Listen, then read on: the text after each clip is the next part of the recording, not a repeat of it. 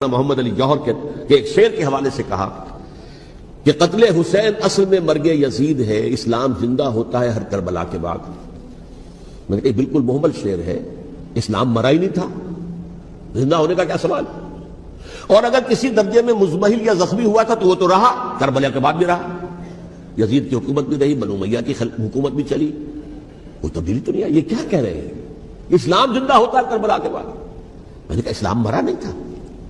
جیسے میں نے یہ کہا کہ ملوکیت جو ہے وہ اب شروع نہیں ہوئی، ملوکیت تو 20 برس پہلے شروع ہو چکی تھی حضرت امیر معاویہ کے، لیکن ظاہر بات ہے کہ حضرت حسن نے، حضرت حسین نے اس کو قبول کیا، اور حضرت حسین نے تو پھر 10 سال تک ولی عہدی جو تھی چاہے بیعت نہیں کی لیکن اس کے خلاف میدان میں آ کر چیلنج تو نہیں کیا۔ اس اعتبار سے یہ معاملہ جو ہے اسلام زندہ ہوتا ہے کربلا کے بعد، یہ بے تکی بات ہے۔ ہاں، حضرت شاہ اسماعیل شہید رحمۃ اللہ علیہ کی اگر میں تشبیہ کو، تمثیل کو سامنے رکھوں تو اسلام کی عمارت 6 منزل ہے، 6ٹھی منزل ٹاپ کی وہ گر گئی، 5 منزلیں انٹیکٹ تھیں، اسلام مرا نہیں تھا۔ عدالت میں شریعت کے مطابق فیصلے ہو رہے تھے، قاضی تھے، مفتی تھے، شریعت نافذ تھی، اسلام کہاں مرا تھا؟ جبکہ خود کہہ رہے ہیں علامہ کلب صادق کے ایک مفتی کے فتوے سے حضرت حسین کو قتل کیا گیا۔ اب وہ مفتی کی رائے، اس کی بدنیتی ہو، جو بھی ہو وہ جانے، اللہ جانے، لیکن عام مسلمان کیا کریں؟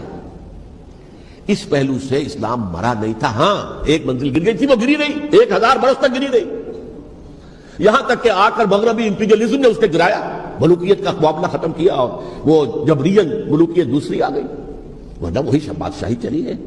بلکہ دور بنو امیہ میں وہ بادشاہی پوری طرح اس نے بالوں پر نہیں نکالے تھے، اصل بالوں پر تو اس نے نکالے ہیں دور بنو عباس میں آ کر، اور پھر سلاطین جو ہے ترک، جو ترک خلفاء ہے، ان کا بھی بادشاہت تھی، اور کیا تھا، وہ خلافت تو نہیں تھی۔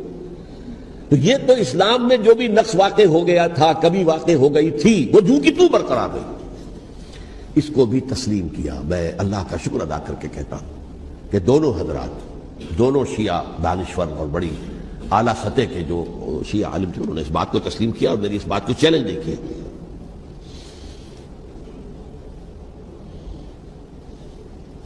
اصل میں تیسری بات میں نے یہ کہی کہ دیکھیے حضرت حسین رضی اللہ تعالی عنہ کی اس شہادت کے بعد، اس کے بعد واقعہ حرہ بھی ہوا، جو واقعہ کربلا سے بھی بعض اعتبارات سے زیادہ بھیانک اور زیادہ گھناؤنا واقعہ بنو امیہ کی تاریخ ہے، جس کو لوگ جانتے ہی نہیں۔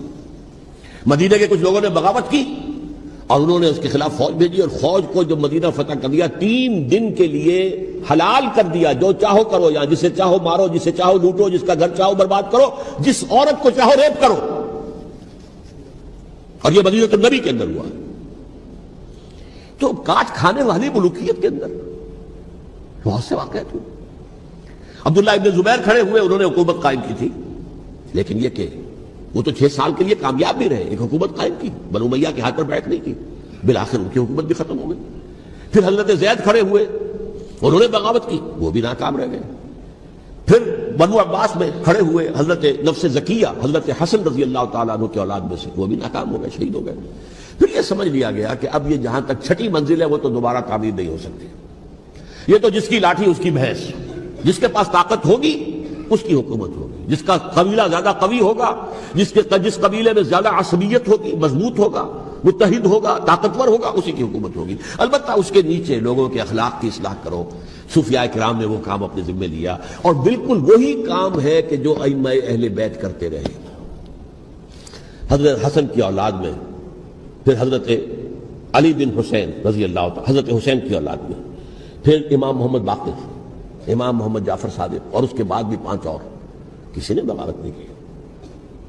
جیسے علماء کرام کام کر رہے تھے اور جیسے صوفیاء کرام کام کر رہے تھے، ایسے ہی وہ مسلمانوں کی علمی تربیت، روحانی تربیت و تزکیہ کر رہے تھے، کسی نے حکومت کو چیلنج نہیں کیا۔ نوٹ کر لیجیے اس بات۔ حضرت علی نے بھی چیلنج نہیں کیا تھا، حضرت حسن نے چیلنج نہیں کیا، خود صلح کر لی۔ تو ائمہ اہل بیت جو 12 یہ گنتے ہیں، جن میں سے آخری جو ہے حضرت مہدی کو تو ابھی ظاہر ہونا ہے، ان کے عقیدے کے مطابق وہ روح پوش ہیں، وہ ظاہر ہوں گے، لیکن 11 حضرات کے بارے میں یہ کہ حضرت حسین کے سوا کسی نے بھی چیلنج نہیں کیا وقت کے نظام میں، اور حضرت حسین نے بھی اس مغالطے پر کیا کہ کوفی ساتھ دیں گے، اور یہ موقع ہے کہ یہ جو 6ٹھی منزل اسلام کی گر گئی ہے اسے دوبارہ تعمیر کر دیا جائے۔ انہوں نے خلافت کا دعویٰ نہیں کیا تھا، یہ انہیں عوام کو مغالطے میں مبتلا کیا گیا کہ یہ خلافت کا مدعی ہو کر سامنے آیا. جیسا کہ میں نے آپ سے کہا تھا امیر معاویہ نے حضرت علی کے عہد خلافت میں کبھی خلافت کا دعویٰ نہیں کیا. مدعی خلافت نہیں تھے وہ تو یہ کہتے تھے کہ قاتلان حسین جو ہے قاتلان عثمان کو سزا دو، قصاص دو، بس. اسی طرح حضرت حسین نے بھی، اب دیکھیے اس ضمن میں اس میں کوئی شک نہیں ہے، حضرت حسین رضی اللہ تعالی عنہ کی جو شہادت ہوئی ہے اور ان کے ساتھیوں کی، اعزاء و اقارب کی، تاریخ انسانی میں یہ عزم، ہمت، شجاعت، مثابرت، صبر، استقلال، استقامت، اس کی بہت روشن مثال ہے، بہت روشن مثال ہے، بہت روشن مثال ہے. لیکن اس سے تاریخ کی رفتار پر کوئی اثر نہیں پڑا. وہ جو ملوکیت آ گئی تھی وہ اور گہری سے گہری ہوتی چلی گئی. واقعہ کربلا کے بعد تو واقعہ ہررا ہوا میں نے گنوا دیا آپ کو، اس سے زیادہ تو میرے خیال میں کہ اور ہمارے لیے لائق شرم جو ہے کوئی واقعہ ہے ہی نہیں.